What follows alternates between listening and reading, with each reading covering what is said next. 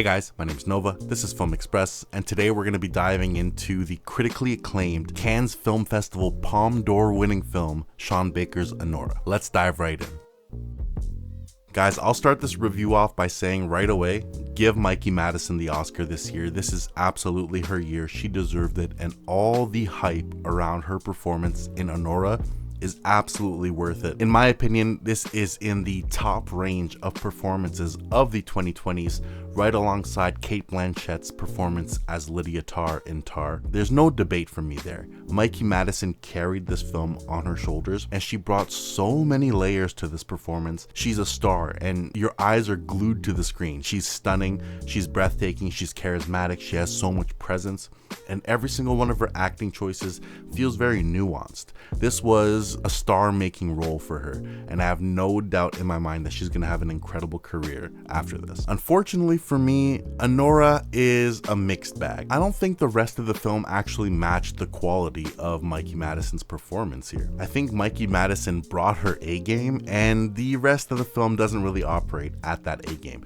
Now, I know this is a very, very well-received film. There's a lot of great reviews out there. I'm going to be a little bit more critical about this film, because in my opinion, this film really missed the mark on a few of the decisions that it made, and that's a trend, unfortunately, that I find with Sean Baker's work, is that he's often giving me these films with really good intentions. They have really pure hearts, and they tackle subject matter that most filmmakers won't even tackle. But on the other hand, he also makes these creative decisions and narrative decisions sometimes that just feel so out of place to me. I've never once been able to rate one of his films as a perfect film. So I'm a little bit more critical of his work. I understand he's a critical darling, he's a festival darling, but for me, I'm still waiting to see something a bit more special from Sean Baker. Like I said, because Mikey Madison's performance is so good, it almost makes everyone else in this film seem extremely cartoonish. Mark Adelstein's performance as the 21-year-old Russian kid in this film, in my opinion, was absolutely terrible. It was actually like almost a meme performance. It was like a caricature of what young Russian kids are like. It really clashed with the realism of the film, in my opinion. Every time he would say something, it really kind of just took me out, and I couldn't really believe him in that role. Unfortunately, because he's acting right next to Mikey Madison, there's a clear disparity in skill between those two. She's acting like an A+ talent, and he's acting like he's in a B film. Unfortunately, his characterization as well is super stereotypically Russian, almost to a borderline racist point, and I think that in general, that really ruined the film for me. But it's not just his character. In fact, most of the film and the depiction of Russians in this film felt very cartoonish and caricaturish, and almost something that you would see in like a GTA 5 NPC interaction, you know? In my opinion, most of this was played for laughs, and using, racial stereotypes in a way to play it for comedy is, in my opinion, such a cheap gimmick, especially from somebody who's as acclaimed as Sean Baker. Sean Baker is usually a humanist filmmaker, and usually he approaches his films with a tender and delicate care for the subject matter and the people that he's representing, to give us like true to life depictions of the lower class and of various ethnic groups that, are not usually represented as honestly. And I always think about his first film, Takeout, is an absolutely breathtaking film. It's one of his best films, in my opinion. It's something that he achieved with $3,000, and it's still, in my opinion, his most focused and honest work. In Anora, we have these Russian characters. Like I said, they're very cartoonish, and for a lot of the film, you just have these Russian people screaming and yelling at each other, and it almost comes off as like this uncut gems, safety bros energy, where people are yelling over each other, interrupting each other.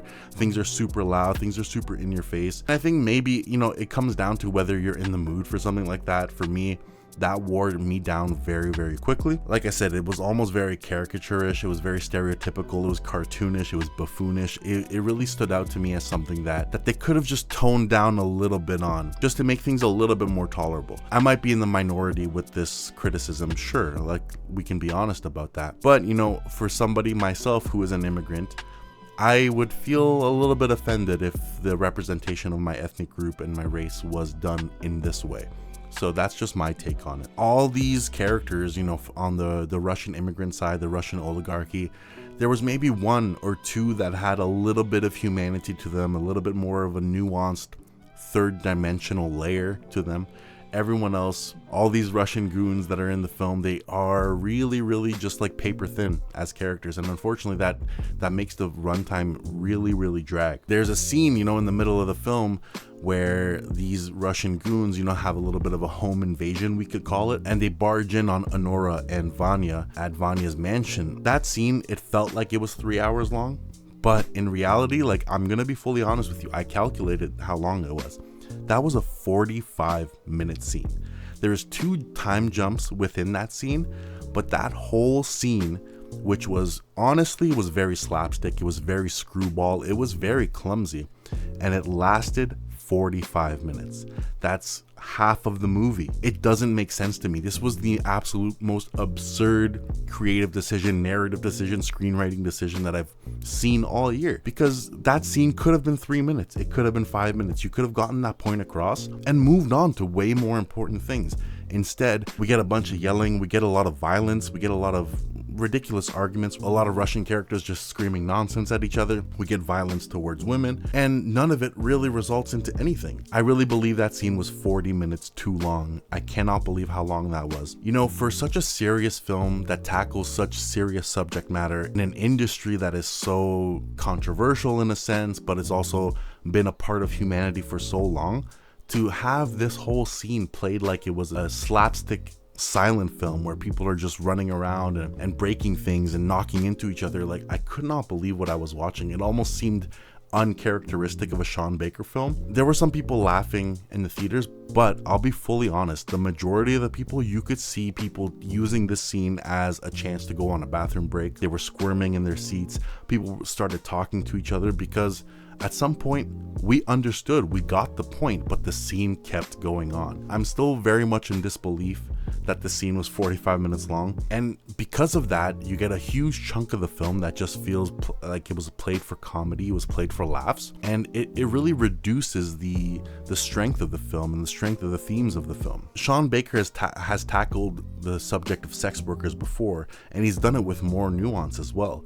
Here, I almost don't feel like he was the right person to tackle the story, because after the first 15 or 20 minutes where we are introduced to Anora's character, and there is some honest light shed onto the sex work trade, that is completely ditched for what I believe to be themes and ideas and story plots and story beats that are not worth it, that honestly did not move me. And it doesn't help that all the male characters that we are surrounded with in this film, they are all very paper thin, and the film almost becomes less about Anora and more about these very thin Russian characters that I'm forced to pretend like I care about, but I didn't. There's only one character that really felt like he was grounded in realism, and I think that was Igor, I believe was his name. That really kind of dampens the themes, you know. The film touches upon the transactional nature of sex. It also touches upon sex workers and the walls that they have to build up for themselves to stay strong, you know, in all the situations that they face, and also their inability to feel real emotions and real love. In my opinion, that is so obvious, you know, it's such an obvious theme. It gets right at the surface. I feel like the film really kind of ditched the themes for most of the movie, you know, with that 45-minute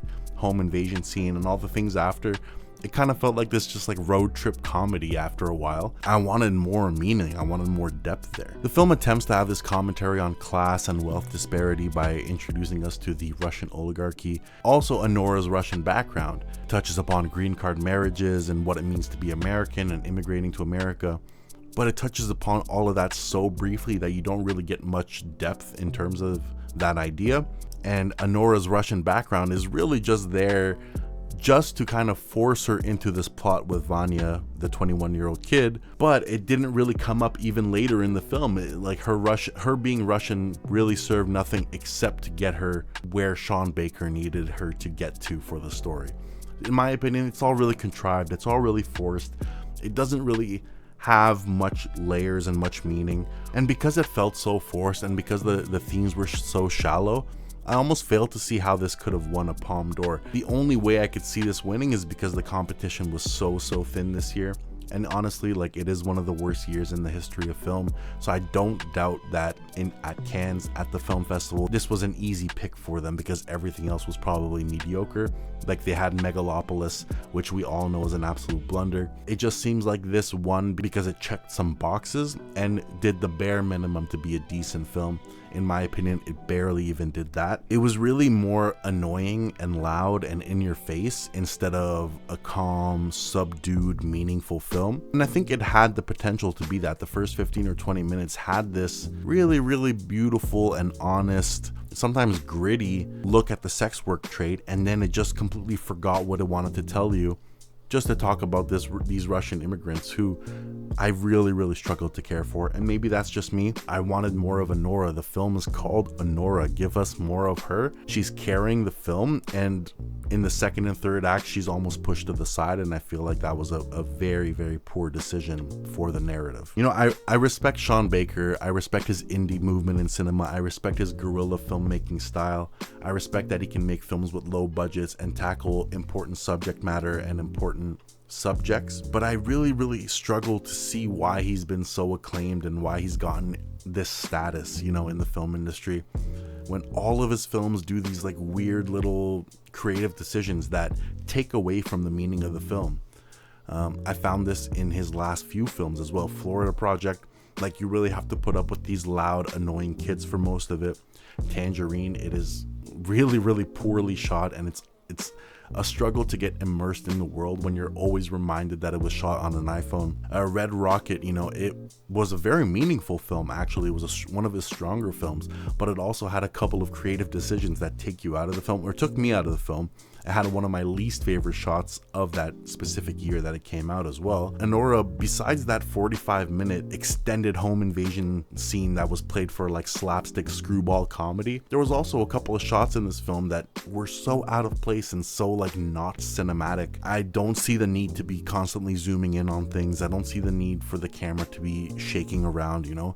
Like, put a camera on a tripod, get your shots, compose them well, you know, give us meaning within a frame as well. You don't always have to be moving your camera to capture everyone who's talking. If you can frame things really well, you won't need to do that. That can really wear a person down, you know. If you're looking for a little bit more polish in your films, I don't think you'll find it in a Sean Baker movie. In my opinion, his style is very, very lackluster, and it makes for films that are always well-intentioned. They have a really good heart, but they are lacking that kind of skill and craft that I could see from, you know, even the Dardenne brothers, you know, from France. They tackle very similar subject matter, but you will never find any shortcuts within how they make their film.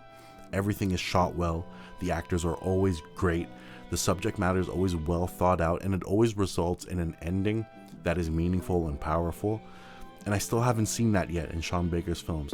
Anora's ending felt so rushed, and it felt like on paper it had meaning. Like I said, it touches upon this idea that sex workers are unable to feel real love, and when faced with that, you know, they don't know how to react. Me even saying this is more powerful than the scene that was in the film, in my opinion. It all really hinges on Mikey Madison's performance, and she does such a great job that the film ends up feeling like it's more entertaining than it is, that it's more watchable than it is, and that there is more offered to you, the audience member, than there actually is. She really did her research, you could tell.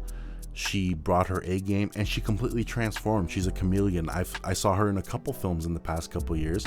I think Scream, the latest Scream, was one of them, and she is a completely different person than she is in that Scream film.